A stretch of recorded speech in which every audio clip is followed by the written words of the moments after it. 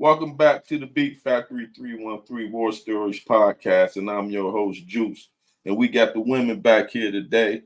Let them know who we got on the line today, sweetheart. Nicole O'Neill. How you doing, Nicole? How are you? All right. Due to the circumstances, let us know where you are presently and how you get there. What brought you here today? I've been a witness here on Valley. I got 20 years for second degree murder that I did not commit. What brought me here, I got hit with in crossfire for the people that I hung out with. My co-defendants killed a Detroit firefighter, and they blamed me. I got 20 years for something I didn't do. I dropped them off, and the guy called me and my co-defendant to come and hang out and party. Mm-hmm. And I took my co-defendants over to the house, took a couple shots. I had my son with me, and I got caught crossfire. I left the scene and went to work, and my co-defendant robbed and killed the firefighter. His name was David. I'm sorry to hear that. What was his last name? Do you know his last name? Magical, I think. David Magical. Okay, I'm gonna look. I don't know if I'm pronouncing it right. Okay, we go get it right. I'm gonna look it up once we get off here. So how did they actually find you guilty and give you 20 years if you wasn't a willing participant? Well, I dropped them off. Of course, we all knew who he was. Mm-hmm. And I went in, I took a couple shots. My son was with me. He was 6 years old. Mm-hmm. He took his hat off and set it on the couch. So when we left the house, my son forgot his hat. That's the only way they linked me to the crime. Mm-hmm. But I went to work afterwards, and the boys, my co-defendants, stayed and hung out. So I wasn't even there when they killed him. I didn't even know that they killed him until a couple days after. I seen it on the news, and people were talking about it in our neighborhood. Mm-hmm. So that's how I knew. But they never told me that they were going to kill or rob or do any of that. They just said they were going over there to hang out, and I kind of just, got hit in crossfire. And when I left, they had killed and robbed the man. So go ahead.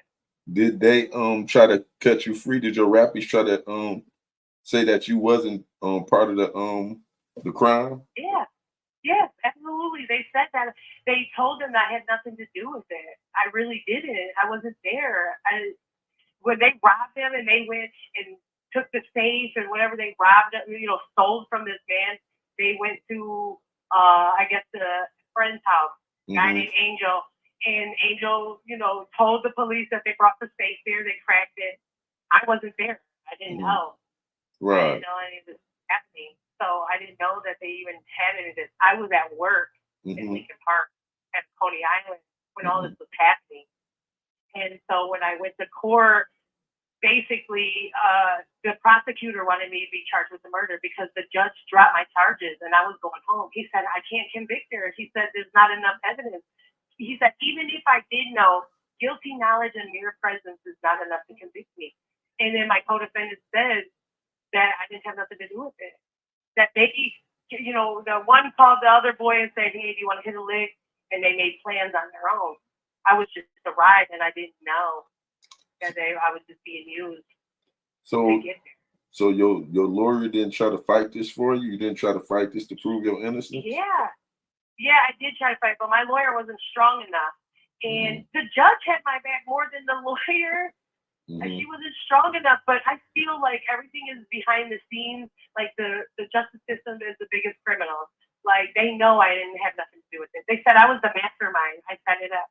How could I? This man woke up and called me. He called my phone. He wanted them to bring him drugs and stuff over to his house. I didn't get up and call him. He called me 14 times. So the judge even said that, like, there's not enough. I can't convict this lady. Who called you 14 times?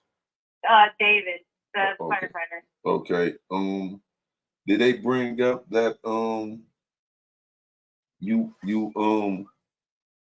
did they ask you why you didn't notify them about your two rappies once you did find out David was deceased? Well, yeah.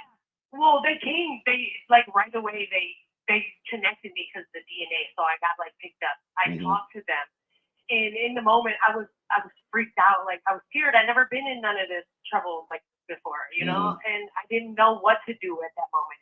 So I lied like I didn't know, but I knew because of the news, how it was spread on the news. We just left there, so 2 + 2 = 4, you know. So I'm like, oh my god, like I didn't know what to do. I didn't know what to say. And then when they picked me back, they let me go and they picked me back up. I had, told them like I didn't know, but I did, because of what it was on the news. So I didn't know what to say. Like I didn't know. Okay. Like, I was just baffled. Like, wow. What? I didn't know what to do. Now, what ties did you have to your two rappies? It was two guys or a guy and a girl? Who's your rappies? No, it's two guys. The one I used to date, and then the other one I didn't even know who he was. I knew him from I knew his people from the neighborhood, but I didn't know him. He doesn't even know my name. What about the one you used to date? What's his name? Timmy Soto. And what type of individual was he? He was a bad dude. He was no good, and he that was his thing. He liked to rob people, and we were in a bad relationship. It was very toxic. I mean, he put me through a lot of things. Like I feared for my life for real, and I was scared. And I tried to break up with him. And he didn't make it easy for me. I had a TBO on him. He stole my car. He would rob me. He would steal from me. It was like really deep. Like, but I was so far in my addiction. I was a drunk, honestly. I drank a lot. And I just dealt with some of the shit. But yeah, he would shoot at me. He would stalk me. It was really bad. He made it really hard for me. So I couldn't escape him. And he's like, please just do me this one favor. And actually, I was going to leave and move to Tennessee, where my baby daddy is, and just to get away from this man. And he asked me to give him this ride, and he begged me to take him over there. And I did it. And I got 20 years. Now, what type? It was a bad mistake. Now, what type of individual was David? I know he was an honorable decorated firefighter, and I seen briefly this on the news back then. Tell us about David.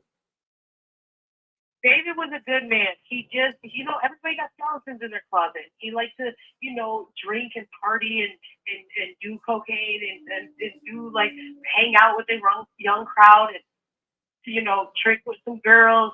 And I met him through my cousin. My cousin used to live on the west side, and they were friends. And that's how we knew him. When my cousin's house was like a party house, we used to go over there and hang out and meet people. And he used to come over and party and hang out with us. That's how I met him. And my codependent, Timmy, used to work for him and do yard work. He's been in and out of his house. I've never even been in that man's house but one time. And that's how he knew what he had in his house. So he pretty much preyed on him. He plotted on him, and it was bug, and he shouldn't have did that. And so David was pretty much a cool individual. He was trying to look out for y'all. Yeah. Yeah, he was cool. He looked out, and he hung out, and like I said, he was getting high too. So that's what brought my codependent to his house, because he was looking for some dough, and he wanted to get into him, hang out, and he had a plan behind all that. So not to cut you off, after this happened, before the police ever confronted you, came and picked you up for questioning, had you seen your two rappies and between that time with David's death? And what did your rappie say? Yeah, so the day that it happened, I was at work till like 7 o'clock. Now, mind you, I drank all day long, okay? And he asked me to come pick him up, that he needed a ride. So when I went to pick him up, it was on Banger Street in Southwest. I pulled up on the street. He set his truck on fire. Okay, so there was a truck on fire, and then he jumped in the car with me. But he didn't tell me that it was dude's car. He just said he was doing an insurance job for somebody. And so I just took off. So I just panicked. So they were going to give me 3rd-degree arson because they had it on video of me picking him up. And so they were going to give me 33 arson. But when they dropped my charges on May 26th, they said they couldn't charge me. The prosecutor said that he wanted me to be charged with the murder. He wanted me, so I have second degree murder. He wanted me to be charged. So they judge shop. I had a judge who said he didn't even want to give me 20 years. And they went through like 4 judges before they got to the one that was going to give me my sentence. For real? So when they gave me my plea, they said, you knew that he was going to rob and kill this man? And I said, I'm saying, no, I didn't know. But in order for me to get this plea, I have to say yes. They told me, you can't say that. You can't say that. I said, but that's the truth. I said, you want me to lie under oath so I can get this plea bargain? They're like, that's not fair. It's okay to lie when it's on your guys' time, but when it's on my time, I tell the truth, and I still got time. I don't understand. So you wasn't able to appeal this case then? I did appeal it. Oh, you appealed it? I went all the way. I went to I appealed it to the Supreme. I even went to federal, and they said they accepted it, and then they came back and said they denied it. So they said it was a conflict of interest, that they shut me down, so they didn't even see me. Like, I feel like my stuff was like red flag because it was, he's a public figure, and I'm nobody, obviously. And I feel like they didn't care about nothing. They just wanted me to do time. Maybe his kids, the family, they said a lot of mean stuff to me before, like, I hope I die in prison. But they were making threats to my family, threatening my mom, my nieces. Like, you guys are supposed to be this good side, but yet you're out here trying to put a hit out on my family. I'm confused. Who's better here? Like, I know it is wrong that he got killed, and he didn't deserve that. Absolutely not. But for you guys to just come out and then try to come for my family too, that wasn't right either. Right. My mom was just murdered in 2020, and the people are sitting in the county still, a male and female, and the female's supposed to come to prison. Tamika Burgess and Oscar Smith, they're sitting in Wayne County right now. They killed my mom, pistol whipped her. I dreamt it, by the way. Get out of here. Pistol whipped her. Yeah, I dreamt it. I dreamt it on a Friday. I told my mom to dream on Saturday, and Sunday morning they murdered her. They pistol whipped her. They shot her on Helen Street, over there by Gratiot, and they took her life for jealousy. Now this lady is gonna walk because she gets testify against dude, and if she testifies, she gets time served. Because my mom's not a Detroit police officer or a firefighter, she gets to walk. My mom's life's not valid because I got 20 years for something I didn't do, and I wasn't even there when the murder happened. If you pistol whipped and shot my mom, and you're gonna be free. You're gonna have to call me. You're gonna have to call me back about that, about your mom. I didn't know nothing about that. What about? Yeah, I guess I got a gift I never knew about because I have premonitions I dreamed of, and it comes to life. It's real. Now, what about this? When they picked you up the first time and let you go, did you go and tell your rappies then that they picked you up and questioned you about the fight? No. Why not? You have 1 minute remaining. Why you didn't think to let them know that and talk to them about what happened with Dave? Well, because at that point I already knew. Oh, okay. There was no point in asking because he's a liar. I already knew. When they picked me up, I knew. I want you to call back too when you get a chance. Call back where we can finish this. And okay. I appreciate you, Call. Do you want to say anything to David's family? Yeah, I want to say that I'm sorry that all that happened, and I'm sorry that I was even involved with the people that I was dealing with at the time.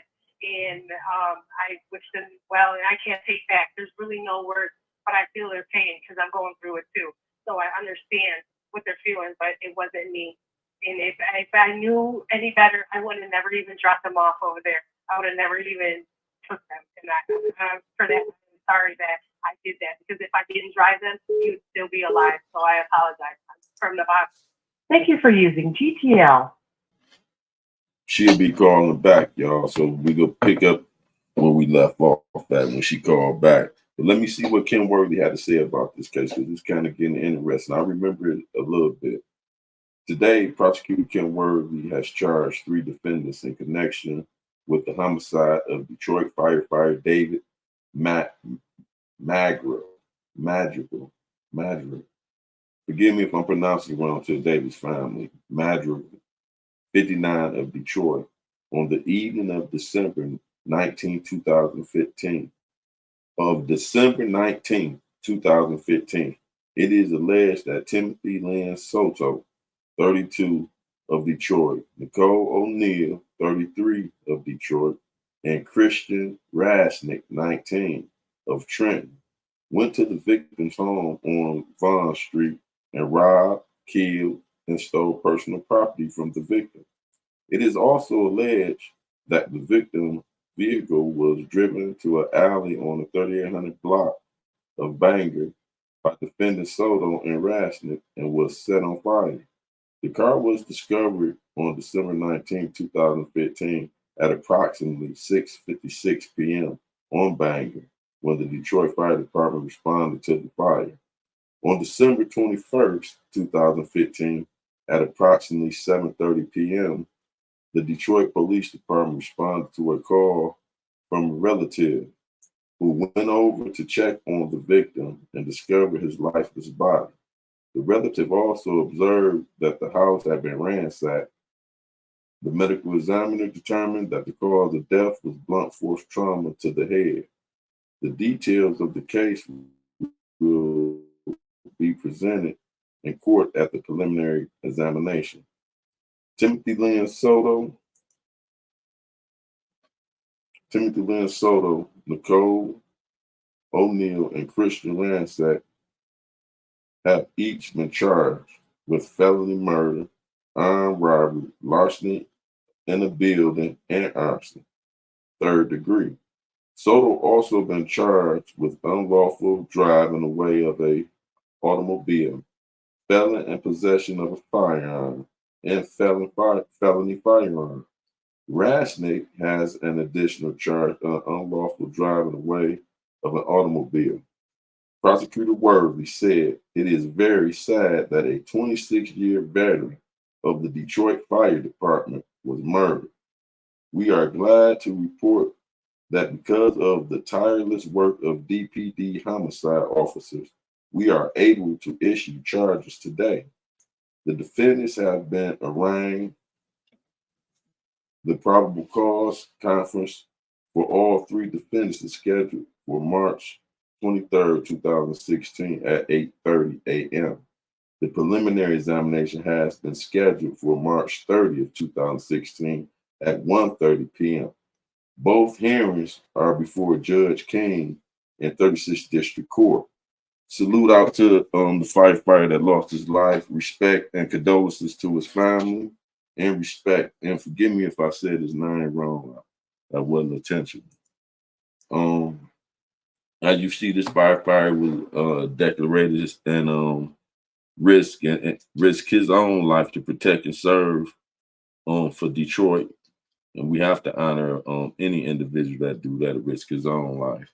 We gonna have her call back in. I want y'all to tap in and with comments and y'all respond to anybody that familiar with this case.